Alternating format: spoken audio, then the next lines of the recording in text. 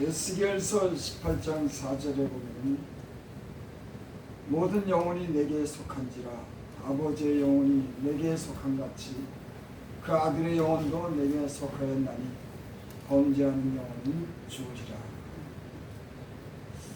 이 말씀은 제가 새롭게 깨달았습니다. 모든 영혼이 내게 속했다.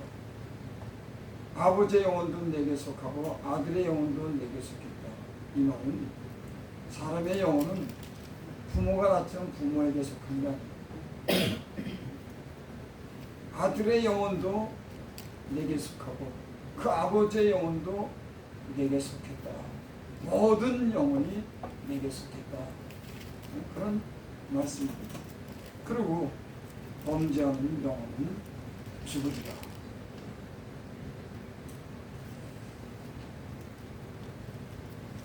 범죄하는 영혼은 죽는다고 하는 말은 세상 사람들은 그런 말을 잘 안 해줘.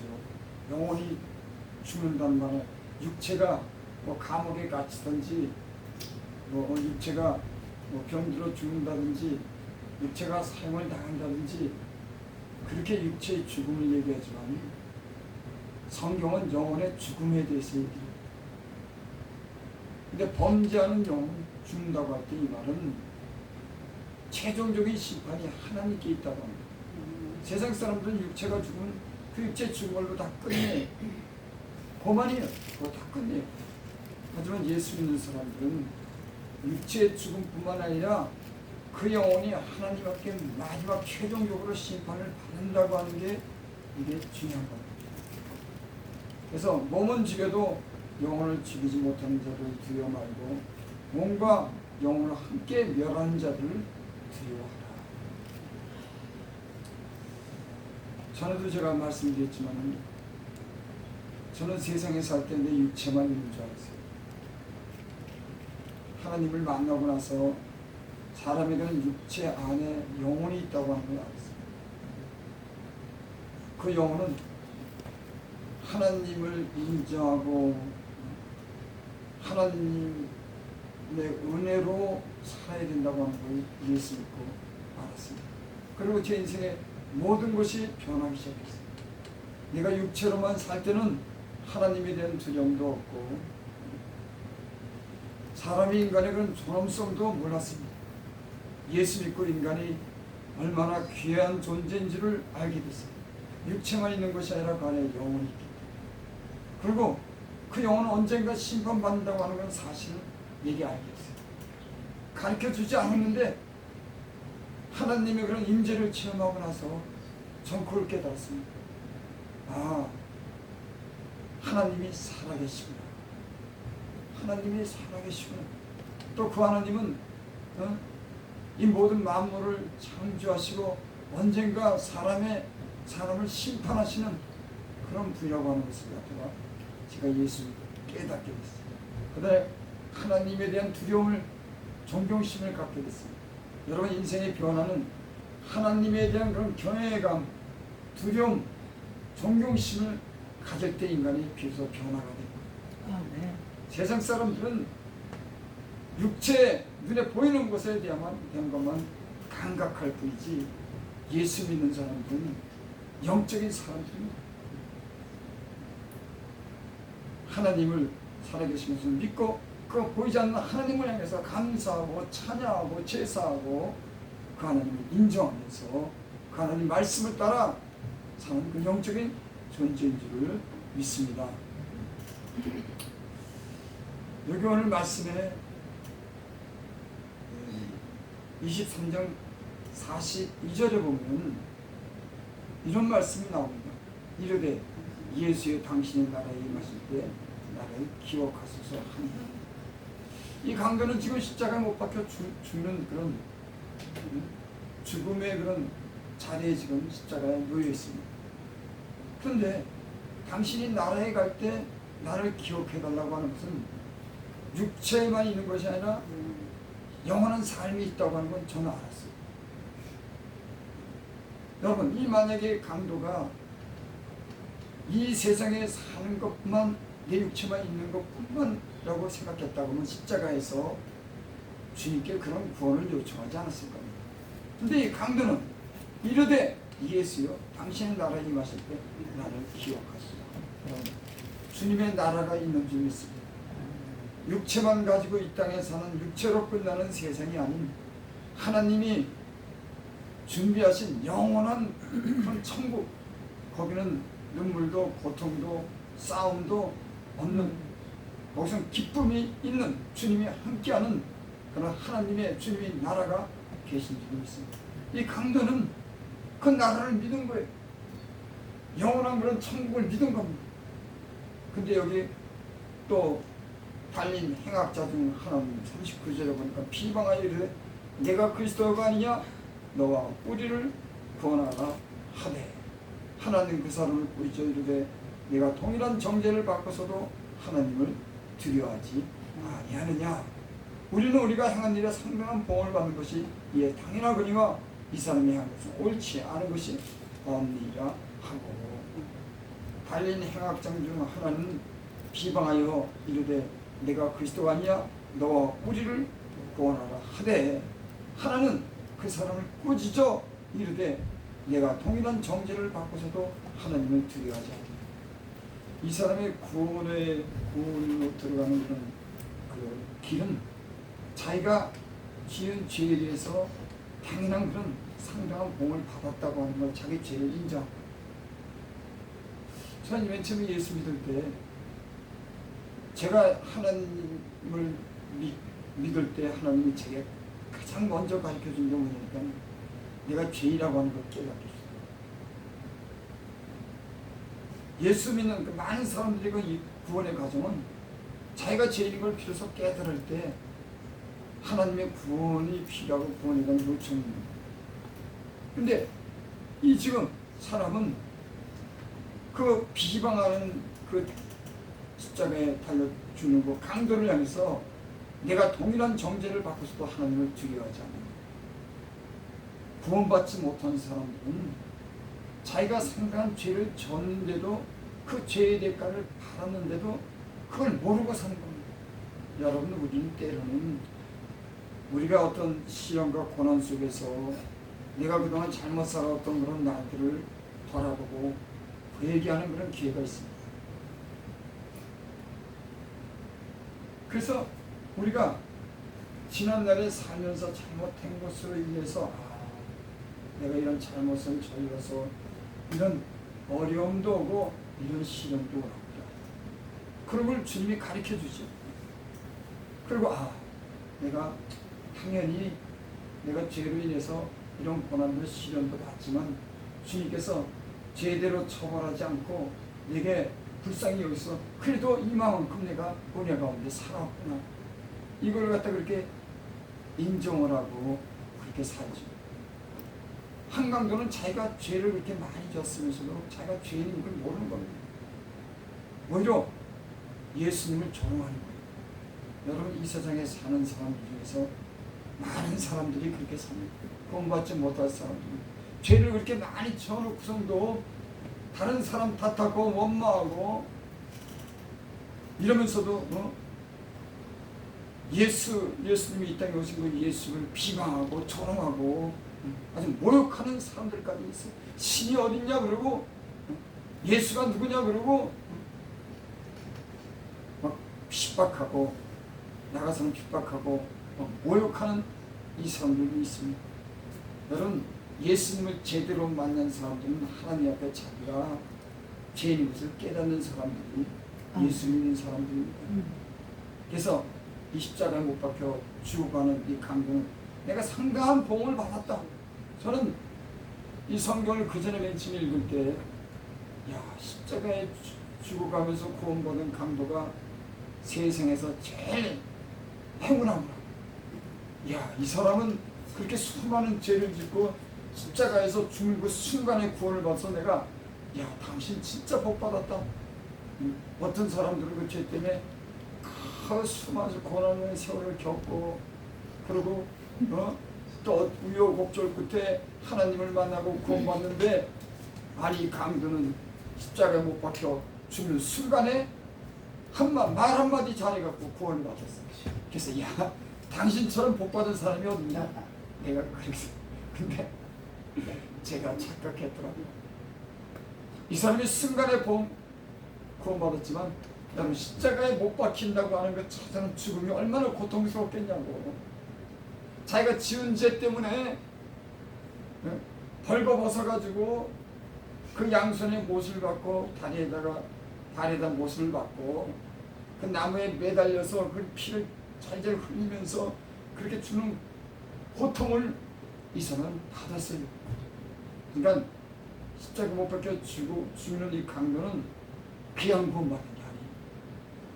어쩌면요, 우리의 고난은 어쩌면 이런 점에서 당연한지 모릅니다. 인생을 살면서 하나님이 자유를 주시고 은혜를 베풀어 준 우리는 얼마나 우리 마음대로 살았습니까? 후에야 깨달았지. 진짜 때론 내 욕심대로 살고, 때론 내 마음에 미움이 있고 질투가 있고 온갖 죄악이 우리 안에 있고, 때론 은밀한 곳에서 죄를 지며 또는 남의 마음을 아프게 한 인생은 한두거나 이런 죄를 짓고 사는 거예요. 얼마나 많은 우리가 보면 허물이 있습니다. 그래서 우리가 때로는 그 허물과 연약함 때문에 인생이 고난받는 것은 당연하다고 생각해야 돼요. 그게 하나님께서 그랬죠. 아담과 하와가 범죄했을 때 아담을 향해서 내가 이 땅에 앞으로 가시덤불이 있어서 땅에 저주를 받아서 네가 고난 땅을 흔히해지니까 네가 이 세상을 살 거야. 여러분 인생을 살면서 얼마나 땀을 흘려야지 수고해서 싹서고 살아갑니까? 참 젊었을 때 몰랐어요. 이제 조금씩 그런 걸 알아요. 그 남들이 그 돈 벌려고 아치부쳐 나가고 돈 평생 벌려고 얼마나 애를 쓰고 돈 때문에 먹고 살라고 다 보면 땀 흘려 수고하고 그 먹는 것 때문에 평생을 뭐 그냥 일만 해서 그냥 돈 주는 걸로 살는 그것도 괜찮지만은 여러분 일터라고 하는 것이 문제가 있고 직장이라고 하는 것이 눈치 봐야 되고 그 여러 가지 수고를 하면서 돈 벌려고 땀 흘려 산다고 하는 게 인생이 그렇게 행복합니까? 그 아담이 범죄이기 때문에 그 죄의 대가로 그 남자는 땀을 흘려야지만 되게끔 그렇게 된 거예요. 그 수고는 너무나 당연한 겁니다. 그 수고뿐만 아니라 인생을 사면서 또 지은 죄에 대해서 하나님이 징계하잖아요. 우리는 이걸 알아야 됩니다. 예수 믿고 언젠가는 하나님이 마지막에 심판한다고 하는데 마지막 심판 전에 이 세상을 살면서도 하나님 우리를 때는 징계해요. 사랑하기 때문에 징계죠. 더 이상 죄악된 길로 가지 말라고. 나는 만약에 하나님이 아프게 하지 않고 징계하지 않았으면 이 어리석은 사람이 깨닫지 못했을 거예요. 가끔가다 내가 몸이 아프면 몸이 아플 때마다 저절로 머리가 숙여져. 참 세서 사람은 이상해. 그러니까 하나님 앞에 저절로 겸손해져. 몸이 아프면 요즘에도 이 다리가 아프고 허리가 아프고 이 움치가 아파가지고 그 사람이 참 이상해요. 그 몸이 힘들고 막 너무 힘들면 살라고 애쓰는 거지. 오히려 편안하면 삶에 대한 의지가 없는데 몸이 아프면 더 살려고 그래. 더 운동 많이 하고 더 조심하고 더 하나님으로 여기고 더 잘 먹고 아주 최대한 대로 자기 몸을 잘 관리하고 조심하고 하나님 뜻대로 살려고 얼마나 몸이 약하면 그냥 그렇게 살지가 아니라 삶에 대한 애착이 더 강해지는 거야. 그러면서 하나님 안에서 고난에 왜 고난당한지에 대해서 그 이유도 알게 나를 도와주게. 비록 하나님께서 인생에게 죄를 짐으로 고난을 줬지만 그 고난이 당연한 것이고 그 고난 가운데 더욱더 하나님을 향해서 살게 하는 그런 특별한 하나님이 은혜를 주신 줄 믿습니다. 아멘. 이 오늘 강도는 그 고난에 대해서 자기가 상당한 보응을 받았다고 그렇게 말합니다. 그리고 예수님을 향해서 구원을 요청합니다. 그리고 예수님이 그렇게 말씀합니다. 사실상 예수께서 이르시되 내가 진실로 내게 이르노니 오늘 내가 나와 함께 낙원에 있으니. 여기 낙원이 어디입니까? 우리 예수 믿는 사람들 그 낙원이 없으면 무슨 소망이 있겠어요? 예수 믿기 때문에 때로는 손해도 보고 봉사도 하고 예수님 믿기 때문에 고생도 하고 때로는 핍박도 하고 또 참기도 하는, 그렇죠. 예수 안 믿고 하나님이 없다 그러면 왜 내가 그렇게 삽니까? 이 세상에서 좀 더 잘 먹어야 되고 잘 놀아야 되고 남보다도 모든 점에서 더 뛰어나도록 살아야 되잖아요. 근데 우리는 이 땅이 아닌 낙원에, 주님이 오늘 말씀하니 네가 청령 나와 함께 낙원에 있어. 예수님을 향해서 우리가 죄인이라고 인정하고 예수님을 영접하고 믿는 여러분들이 가는 그날 낙원에 있게 될 줄 믿습니다. 그러니까 우리 죽음은, 사실 죽음이 두렵지만은 진짜 믿음은, 꽤 사도 바울이 그랬죠. 내가 떠나서 주님과 함께 있는 것이 원하지만 내가 너희들을 위해서 이곳에 있기를 원한다. 내가 너희들에게 신령한 은혜를 나눠주고 하나님의 그 복음을 전파하고 구원하는 그런 사명이 있기 때문에 내가 살면서 그 일을 해야 되기 때문에 내가 지금 가는데 좋지만은 내가 아직 이곳에 있기를 원한다. 사도 바울은 낙원을 경험한 사람입니다. 그 영이 하늘 셋째 하늘로 올라가고 그 낙원에 갔다 온 사람이에요. 저가 우리가 때려 보면은 이 유튜브에 보면은 천국 갔다 온다고 하는 그런 간증 많이 있잖아요. 그게 문제가 아니라 성경에 기록돼 있다니까. 아니 그 사람들은 수없이 많은 간증을 해도 사도 바울이 성령에 감동돼서 직접 갔다 온 그 간증이 이 성경에 있어요. 사도 바울이 낙원에 갔다 왔다니까. 그러니까 유튜브로 무슨 소리를 하고 무슨 소리를 해도 이미 그 신령한 사람, 복음을 위해서 죽기까지 그 고생을 하고 주님의 영광을 위해서 산 사람, 그 바울이 셋째 하늘로 올라가서 그 낙원을 보고 왔어요. 거기서도 낙원이라고 기록했습니다. 내가 낙원에 이르렀다. 가인애가 들을 수 없는 말을 듣고 왔다. 표현할 수가 없는 거예요. 무슨 말을 들은 게 아니라 가서 봤는데 그걸 내가 너희들에게 표현할 수가 없다는 얘기예요. 얼마나 여러분 그 상상이 됩니까? 천국이 아무리 좋다고 상상을 해도 사도 바울이 보고 온 사람은 그걸 어떻게 표현할 수가 없는 거예요. 여러분, 하나님의 자비와 은혜로 이 땅에 죄인을 부르시고 병든 자를 치료하기 위해서 죄인을 구원하시기 위해서 이 땅에 오신 그 주님이 나도 구원하고 여러분도 구원하고 마지막 때는 그 낙원에 영원토록 사는 그런 나라에 들어가게 될 줄을 믿으면 정녕 오늘 나와 함께 낙원에 있으니 여러분, 이 소망이 있어서 끝내는 이 소망이 우리를 든든하게 하고 결코 이겨내지 않습니까? 여기 오늘 그렇게 내가 나와 함께 오늘 있다고 하는 거예요. 그러니까 그 죽음의 끝에는 낙원입니다. 그러니까 여러분 위기를 느끼고 몸이 좀 힘들더라도 내가 언젠가 주님 앞에 간단 말이에요. 예수님이 우리에게 베푸신 그 은혜를 참여하고 감사하고 하나님께 영광, 구원에 대해서 영광을 올리시기 바랍니다. 걱정보다는 이 우리의 인생에 이 지금 살게 하는 그런 것에 감사하고 마지막 날은 낙원에 간다고 하는 그런 은혜에 여러분들이 이 세상에 어떤 고난도 이겨낼 수 있는 그런 저와 여러분들이 되시길 바랍니다. 이 강도는 구원받을 수 없는 사람이에요. 참 어떻게 십자가에서 구원을 받았을까? 저는 죽음이 죽음으로 끝나지 않는다고 하는 걸 믿었기 때문에 그렇습니다.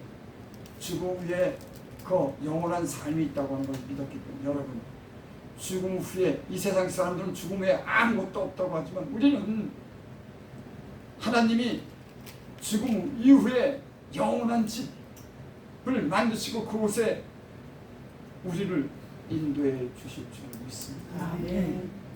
우리 요한계시록 21장 한 절로 마치겠습니다. 요한계시록 21장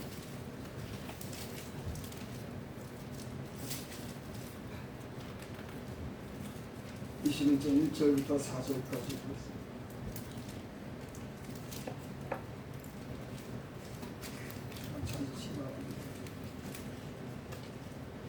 요한이 하느님의 그런 환상과 계시로서 요한계시록을 기억했습니다.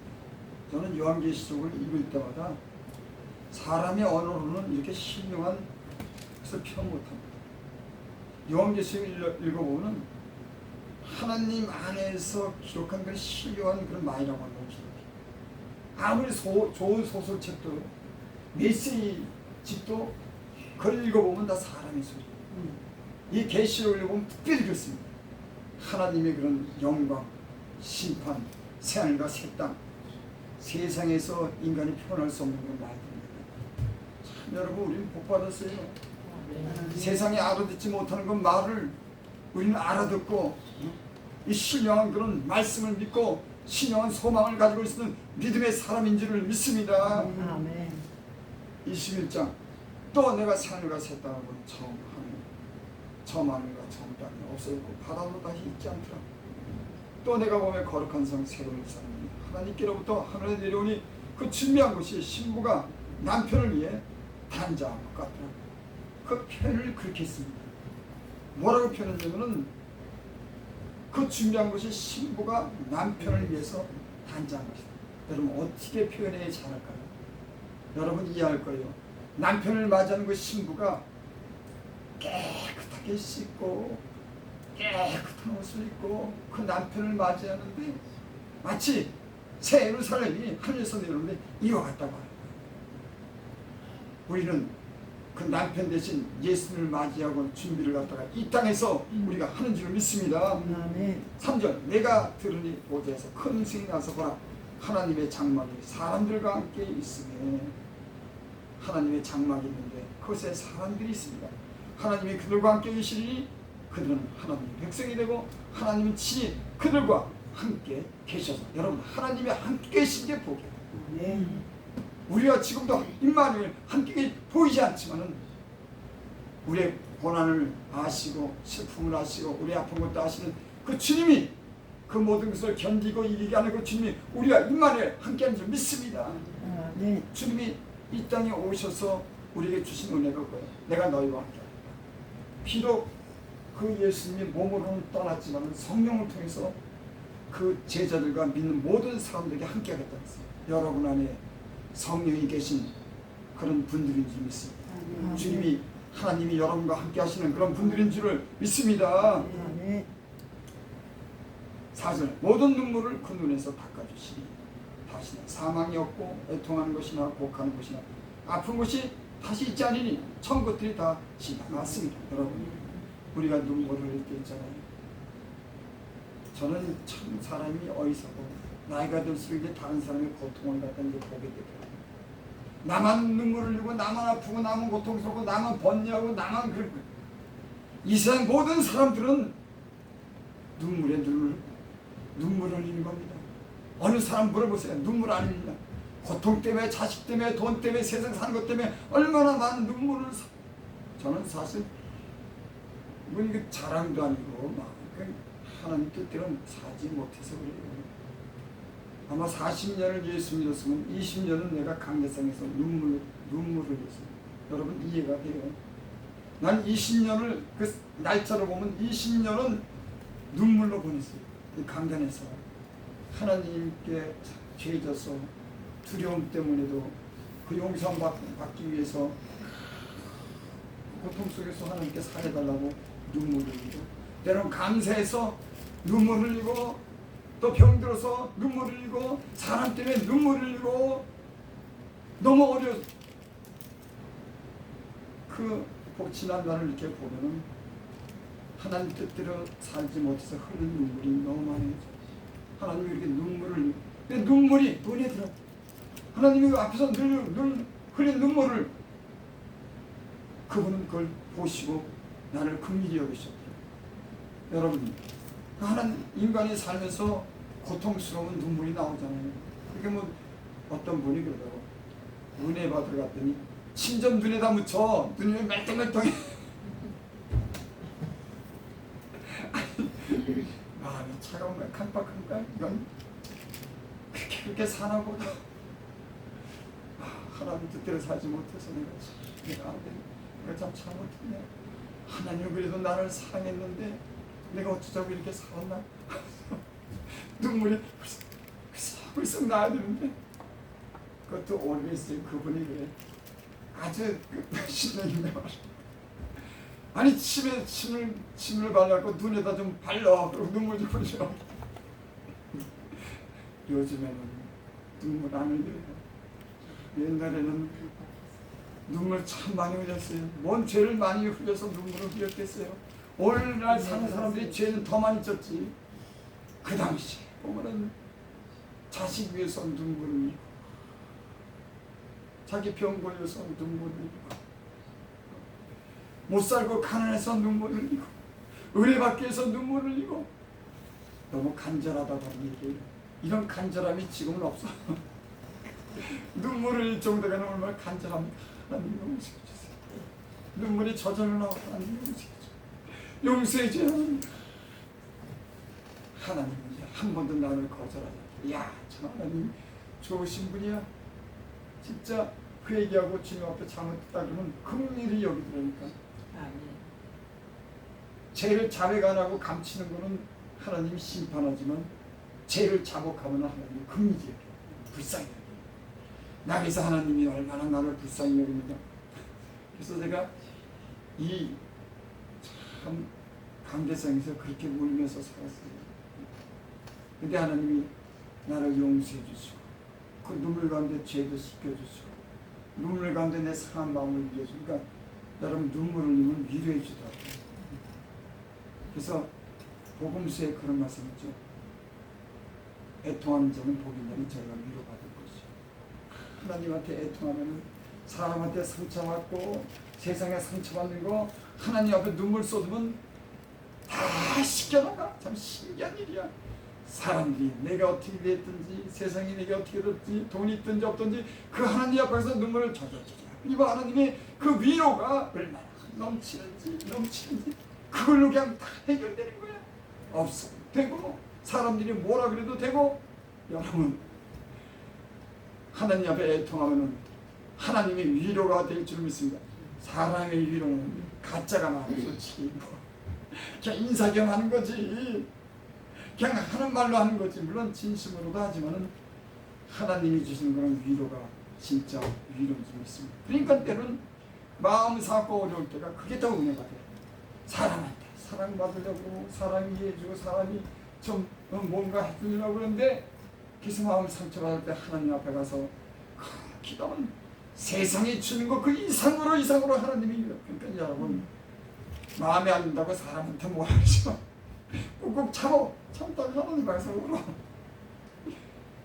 사람한테 다 해대면 해대. 할 말이 없어요. 하나님 앞에 서름도 받고 할 말도 없고 참아야지. 주님 앞에 가서 눈물도 나오지. 하고 싶은 얘기 다 하고 뭔 눈물이 나오겠냐고. 여러분의 지금까지 흘린 눈물을 깨도 하나님이 받으시고 그동안 위로해 주셔서 사신 줄 믿습니다. 모든 눈물을 걸으면서 닦아주시니 다시는 사망이 없고. 참 제가 예수님 목사지만요. 그걸 부끄럽다 그래야 되나 약하다 그래야 되나. 몸이 아플 때마다 죽는 거 아니야? 사람이 믿음 있고 강한 것 같아도 저한 몸에 이상이 오면은 이러다가 가는 것 아니야. 죽는 것 때문에 걱정하는 거예요. 여러분 인생은 살면서 이 죽음의 종로로 타며 사는 거예요. 이거 죽는 거에 대한 두려움. 여러분 주님이 우리를 자유케 하시는 줄 믿습니다. 죽음에서 자유케 했어요. 저가 부활하심으로 우리 대신 죽으심으로 우리는 그 안에서 부활에 대한 소망을 가지고 자유를 얻은 줄 믿습니다. 죽음 여러분 잠시 두렵기도 하지만 하나님이 은혜 주면 그거 문제 안 됩니다. 그냥 넘어가는 거야. 그래 주님께 가면 되니 그냥 먼저가 가는 인생. 그 대신 걱정되는 게 있더라고. 야, 내 자녀들 내 사랑하는 사람들이 저 어떡하? 아이 요즘 젊은 애들 정신을 못 차리나 진짜. 근데 우리 딸이 교회 나가기 시작했어. 아, 내가 여기서 제일 먼저 기도하는 게 우리 딸기 위해서 기도해. 그렇죠? 이제 24살 선다 했으니 이것들이 뭘 알아? 믿음도 다 팔아먹고 하나님이 있냐 없냐 이런 식으로 얘기를 하는 게 나 속 터지더라고요. 직장 좋은 직장 다니면 뭐하고 좋은 남편만 만나면 뭐하냐. 하나님을 만나서 하나님 안에 은혜로 살아야지. 그게 제일 걱정됐는데 오늘 전화가 왔어. 아빠 기쁜 소식이 있어. 뭐냐? 나 오늘 교회 갔어. 전번주에도 교회 갔어. 오늘 주일날도 교회 갈 거야. 나는 그게 제일 기뻐. 왜 기쁜 줄 압니까? 아, 하나님이 너를 책임지겠구나.